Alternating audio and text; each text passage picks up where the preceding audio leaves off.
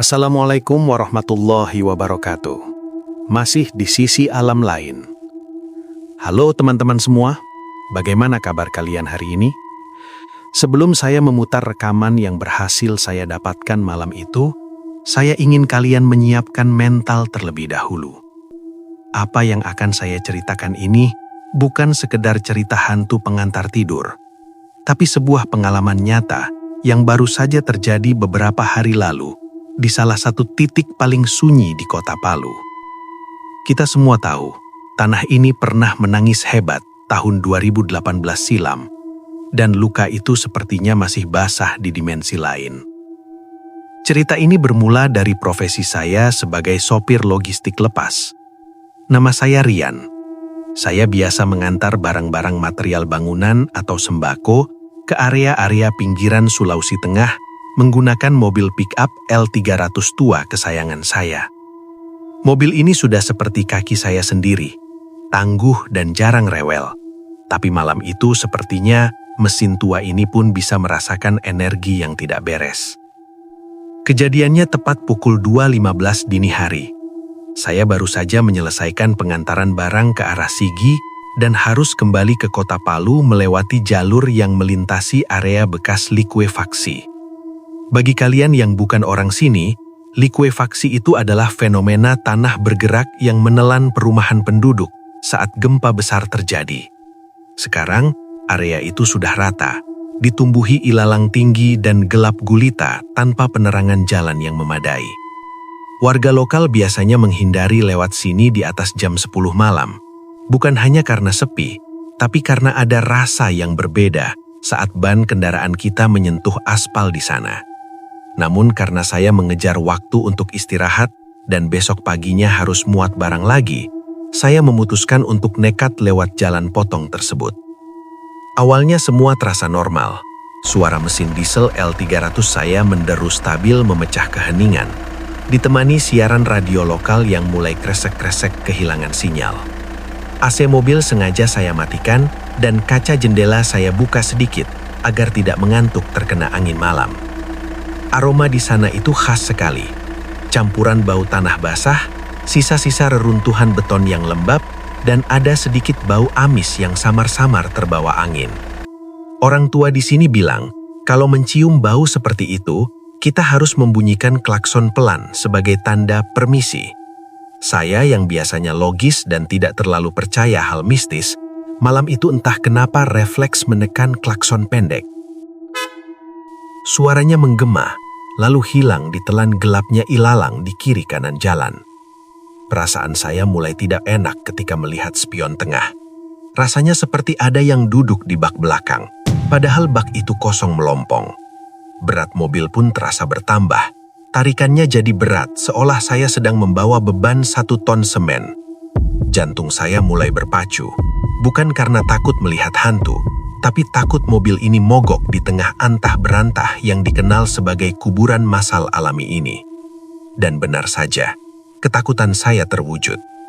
Di sebuah tikungan yang diapit gundukan tanah bekas longsoran, mesin mobil saya batuk-batuk, tersendat, lalu mati total. Lampu utama padam, menyisakan saya sendirian dalam kegelapan pekat yang mencekik. Suasana saat itu heningnya bukan main, teman-teman. Hening yang menekan telinga sampai berdenging. Biasanya di area kebun atau semak belukar begini, minimal ada suara jangkrik atau burung malam. Tapi ini nol besar, sunyi senyap. Saya mencoba memutar kunci kontak berkali-kali. Suara dinamo starter terdengar menyedihkan, tapi mesin tidak mau hidup. Saya memukul setir karena kesal campur panik. Sambil merapal doa dalam hati, saya mengambil senter besar yang selalu saya simpan di laci dashboard. Mau tidak mau, saya harus turun untuk mengecek aki atau setidaknya membuka kap mesin di bawah jok. Saat tangan saya menyentuh gagang pintu mobil, hawa dingin tiba-tiba menyergap masuk lewat celah jendela yang terbuka sedikit tadi. Dinginnya itu aneh, bukan dingin angin malam, tapi dingin yang menusuk sampai ke tulang sumsum, membuat bulu kuduk di leher saya berdiri serentak. Dengan memberanikan diri, saya membuka pintu. Engsel pintu tua itu berbunyi nyaring sekali di tengah kesunyian. Saya turun, sepatu boot saya menginjak aspal yang tertutup lapisan pasir tipis. Saya menyalakan senter, menyorot ke sekeliling. Cahaya senter menembus kabut tipis yang ternyata mulai turun. Di sebelah kiri jalan adalah area bekas perumahan yang kini sudah jadi hamparan tanah bergelombang tak beraturan. Masih ada sisa-sisa tembok rumah yang mencuat dari tanah, seperti batu nisan tanpa nama. Ada juga tiang listrik yang miring hampir roboh. Kabel-kabelnya menjuntai seperti rambut raksasa. Pemandangan itu sejujurnya sangat menyedihkan sekaligus mengerikan. Saya teringat berita-berita saat bencana itu terjadi. Ribuan orang hilang di sini, tertelan bumi dalam hitungan menit. Rasa sedih itu tiba-tiba muncul membuat dada saya sesak. Seolah-olah kesedihan yang tertinggal di tanah ini merayap masuk ke dalam diri saya. Saya mengangkat jok pengemudi untuk mengecek mesin. Semuanya terlihat normal. Aki terpasang kuat, kabel tidak ada yang putus. Aneh, saat saya sedang sibuk mengutak-ngatik kabel busi, tiba-tiba saya mendengar suara, kecil sekali. Seperti suara orang menyeret kaki di atas kerikil.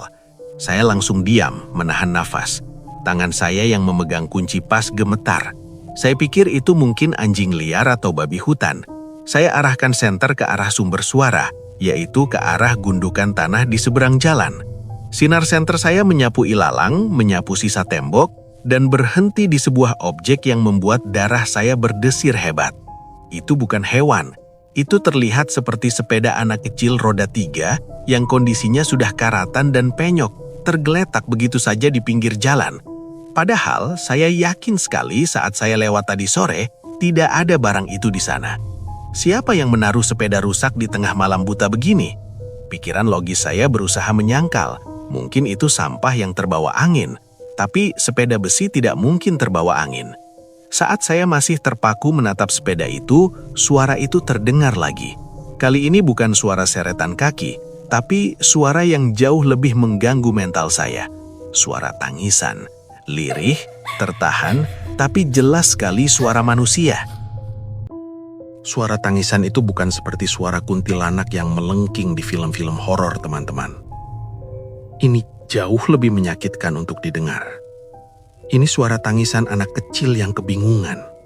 Suara yang memanggil-manggil dengan nada putus asa. Mama, Mama. Suaranya timbul tenggelam. Kadang terdengar dekat di telinga kiri, kadang terdengar jauh dari tengah lapangan tanah itu. Naluri saya sebagai manusia, apalagi saya juga seorang ayah yang punya anak balita di rumah, rasanya teriris. Ada dorongan kuat untuk mencari sumber suara itu, untuk menolong. Tapi naluri bertahan hidup saya berteriak lebih keras. Rian, masuk mobil. Ini bukan manusia. Kaki saya rasanya berat sekali untuk digerakkan, seolah dipaku ke aspal. Saya berdiri kaku di samping pintu mobil yang terbuka. Mata liar mencari-cari dalam kegelapan di luar jangkauan cahaya senter. Tiba-tiba, dari arah sepeda roda 3 yang tadi saya lihat, muncul pergerakan. Di balik sisa tembok yang hancur, saya melihat sebuah siluet kecil. Tingginya mungkin tidak sampai 1 meter. Dia berdiri membelakangi saya. Pakaiannya terlihat kotor sekali, penuh lumpur basah dari ujung kepala sampai kaki. Yang membuat saya merinding setengah mati adalah lumpurnya. Lumpur itu terlihat basah dan meleleh, menetes-netes ke aspal. Padahal cuaca malam itu kering dan tidak ada hujan sama sekali selama minggu terakhir. Tanah di sini harusnya kering berdebu, tapi sosok ini seperti baru saja keluar dari kubangan lumpur cair. Saya memberanikan diri bertanya dengan suara bergetar. Dek, siapa itu? Kenapa di situ? Bodoh memang, tapi itu refleks. Sosok kecil itu tidak berbalik, tapi tangisannya berhenti seketika. Hening lagi. Jeda waktu itu rasanya seperti berjam-jam. Lalu, pelan-pelan, sangat pelan, kepala sosok itu mulai menoleh ke arah saya. Gerakannya patah-patah, tidak wajar. Saat wajahnya mulai terlihat sedikit terkena bias cahaya senter saya yang gemetaran, saya melihat sesuatu yang membuat lutut saya lemas. Wajah itu rata tertutup lumpur. Tidak ada mata, tidak ada hidung, hanya ada lubang mulut yang terbuka menganga penuh dengan tanah liat. Dan dari mulut yang penuh tanah itu, keluar suara yang bukan lagi suara anak kecil, tapi suara gemuruh.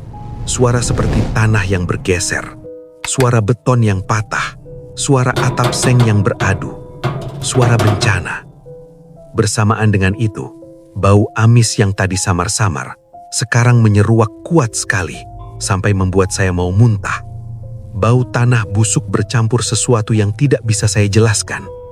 Saya sadar, saya sedang berhadapan dengan memori kelam tempat ini yang bermanifestasi. Ini bukan sekedar penampakan, ini adalah residu energi dari ribuan nyawa yang bingung. Tanpa pikir panjang lagi, saya membanting jok mesin kembali ke tempatnya tanpa peduli terkunci atau tidak, lalu melompat masuk ke kabin kemudi. Tangan saya gemetar hebat saat memutar kunci kontak. Ayo nyala, teriak saya frustasi. Di luar, sosok kecil berlumpur itu tidak bergerak mendekat, tapi dia menuju ke arah tanah di bawah mobil saya. Dan saat itulah saya merasakannya. Mobil L300 saya bergoyang. Bukan bergoyang karena angin, tapi bergoyang karena tanah di bawahnya terasa menjadi cair. Persis seperti cerita korban likuifaksi, di mana tanah keras tiba-tiba berubah menjadi bubur. Ban mobil saya rasanya amblas perlahan. Kepanikan saya memuncak. Saya injak pedal gas dalam-dalam sambil menahan starter. Mesin meraung, tapi belum mau hidup stabil. Sementara itu, di sekeliling mobil mulai bermunculan suara-suara lain. Ternyata, suara itu bukan hanya dari satu sosok. Dari kegelapan padang ilalang bekas perumahan itu, terdengar riuh rendah suara manusia. Ada yang berteriak minta tolong, ada suara orang mengaji, ada suara ibu-ibu memanggil anaknya, ada suara sirina ambulan yang mendengung jauh. Ramai sekali. Padahal fisik tempat itu kosong melompong. Suara-suara itu saling sahut-sahutan, menciptakan kakofoni penderitaan yang luar biasa memilukan sekaligus mengerikan. Tangan saya secara tidak sengaja menyenggol HP yang saya letakkan di dashboard dengan mode voice recorder, yang memang sering saya nyalakan kalau lagi menyanyi sendiri di jalan untuk iseng. Tanpa sadar, HP itu merekam momen kekacauan ini. Saya tidak berani melihat ke kaca samping atau spion, takut melihat ratusan sosok berlumpur lainnya yang mungkin sekarang sudah mengepung mobil saya. Fokus saya hanya satu, keluar dari sini. Saya berteriak sekuat tenaga, Allahu Akbar, sambil memutar kunci kontak sekali lagi dengan penuh kepasrahan. Alhamdulillah, mesin tua itu hidup. Suaranya kasar dan pincang, tapi hidup. Saya langsung memasukkan gigi satu, menginjak gas sampai mentok dan melepas kopling secara kasar. Ban belakang berputar liar, slip di atas aspal yang entah kenapa terasa licin oleh lumpur misterius sebelum akhirnya mendapatkan traksi. Mobil meloncat ke depan. Saya tidak berani menoleh ke belakang sedikit pun. Saya melaju zigzag menghindari lubang jalan dengan kecepatan tinggi yang sangat berbahaya untuk ukuran mobil bak terbuka. Sepanjang pelarian itu, suara gemuruh dan teriakan minta tolong itu seolah mengejar saya, menempel di bak belakang mobil, bergelayut di atap kabin. Kaca spion tengah saya getarkan saking kencangnya saya memacu kendaraan. Tapi sekilas, saya melihat kabut tebal berwarna coklat kemerahan menggulung di belakang mobil seperti ombak tanah yang ingin menelan saya kembali. Setelah sekitar 10 menit memacu kendaraan seperti orang kesetanan, saya akhirnya melihat lampu-lampu rumah penduduk di perbatasan kota. Napas saya masih memburu. Keringat dingin membasahi seluruh baju seragam saya. Saya menepikan mobil di depan sebuah warung makan 24 jam yang terang benderang. Saya butuh cahaya. Saya butuh melihat manusia hidup. Saat saya turun dari mobil, kaki saya lemas sampai hampir jatuh. Orang-orang di warung melihat saya dengan tatapan aneh. Mungkin karena wajah saya pucat pasi seperti mayat. Saya memesan teh hangat dengan tangan yang masih gemetaran parah. Setelah agak tenang, saya memberanikan diri mengecek mobil saya. Dan inilah bagian yang membuat saya tidak bisa tidur sampai sekarang. Di bak belakang mobil, di bagian luar pintu bak, dan di ban mobil, penuh dengan cap tangan. Cap tangan itu terbuat dari lumpur basah. Ukurannya bermacam-macam. Ada tangan orang dewasa, tapi yang paling banyak adalah cap tangan anak-anak kecil. lumpur itu baunya anyir sekali.